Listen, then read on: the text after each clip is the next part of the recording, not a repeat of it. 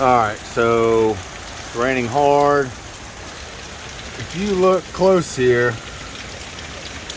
you can see, I mean, it's not pouring off of the roof. It's just coming straight down. But if you look on the brick here, you can see it's coming back onto the brick.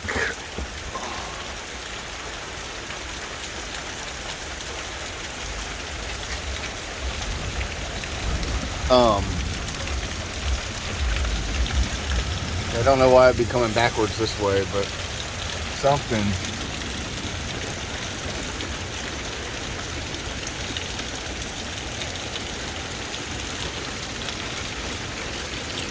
Definitely a lot of water in the J channel.